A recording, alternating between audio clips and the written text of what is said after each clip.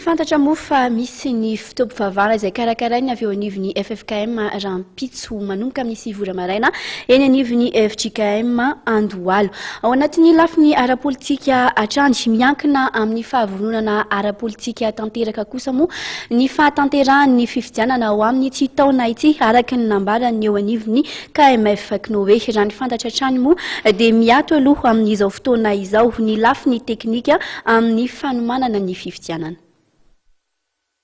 Raha totsy tanteraka ny 4 Jolay ny fifidianana filoham-pirenena dia mbola aza taona manatotosa izany ny alohan'ny faran'ny taona araka ny hevitry ny KMF Knoe. Saingy ny tsopihan'ity anty komity ity fa miankina tanteraka amin'ny fahavononana ara-politika no hatongavana amin'izany. Mazava ho azy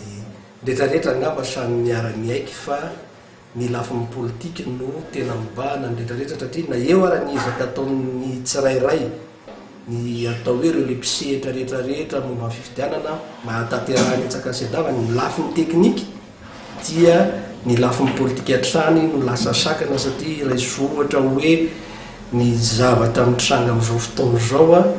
dia tsy resaka teknika ary tsisy vahaolana azon'ny zareo amin'ny voamiram-pirenena maleo tena momba ny fifidianana ny titetezana ity na ny senita atao na dia voalaza ny lalàna raha fa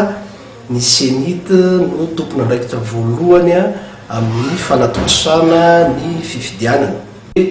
Ninona zavatra atao eto amin'ny firenena, ninona fifidianana kasainka atao raha tsy misy aloha ny fitoniana ara-politika dia lasa ho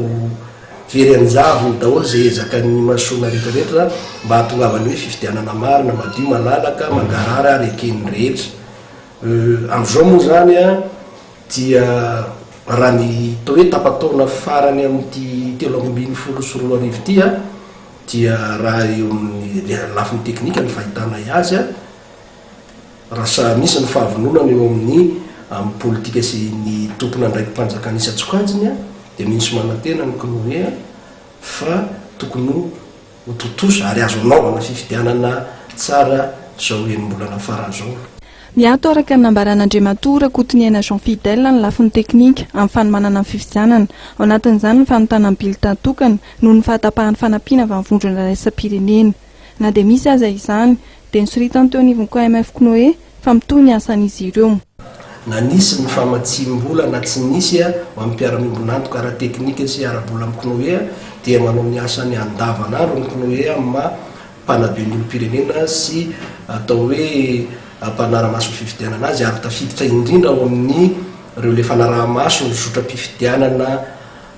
misy zany dia nidingana mialohan'ny androm-pifidianana no ataonay izao ary matoa zay ny teny tamin'ilay fanontaniana moa nyresahana ny hoe azo tanterahana tsara amin'ny lafiny teknika izy dia nisy fanadiadiana ara-teknika nataonay mikasika n'lisy mpifidianana fa amin'izao zao zay dia manao fanadiadiana ihany koa hoe aiza ho aiza ny fipetraky ny lisy mpifidianana mbola mitohy ve satria inona ary aza donona fa na dia mbola tsy nitranga raha ilay fifidianana solom-bavamboaka dia efa miezaka manadiady momba ny firotsahako fidin'ireo le mpilatsaka ho député koa ny Knoe. Ny KMF Knoe izay miasa amin'ny fanaraha-maso fifidianana sy fanabeazana ny olo-pirenena. Ity komity ity izay nilaza fa hamoaka ny fijerin'izy ireo ny raharaham-pirenena ao anatin'ny andro vitsivitsy.